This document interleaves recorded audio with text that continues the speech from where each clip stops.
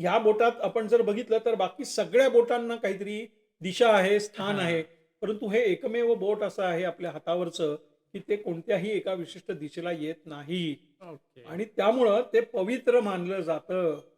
आणि आपल्याला माहिती आहे, की ज्यावेळेला विधिवत पूजा केली जाते, त्यावेळेला हां. इथं पवित्रक बांधलं जातं. करेक्ट. आणि हो. पवित्रक बांधण्याचं कारणच असं आहे, की ते बोट पवित्र आहे हं. आणि जे बोट पवित्र आहे, ते आपल्या स्वामींच्या, ते आपल्या हं. देवदेवतांच्या पूजनासाठी, त्यांना गंध लावण्यासाठी किंवा अक्षता वाहण्यासाठी हं. ह्या बोटांचा उपयोग होतो.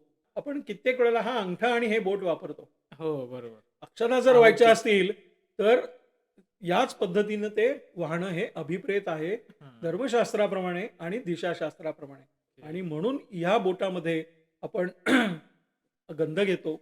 आणि याबरोबर आणखीन एक दुसरं त्याच्या मागचं महत्त्वाचं कारण असं आहे, शरीर विज्ञानाच्या अनुषंगानं हं.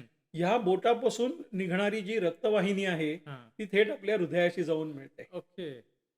आणि आपल्याला कल्पना असेल, की विशेषतः लग्नाच्या संदर्भात, विवाहाच्या संदर्भामध्ये वधू आणि वर हो, हो, हो, यांच्या हो. ज्यावेळेला मनोमिलनाचा क्षण जवळ येतो, हां. यांचा ज्यावेळेला वाङ्निश्चय केला जातो, त्यावेळेला त्यांच्या देखील याच बोटांमध्ये रिंग अंगठ्या घालतात. घातल्या जातात.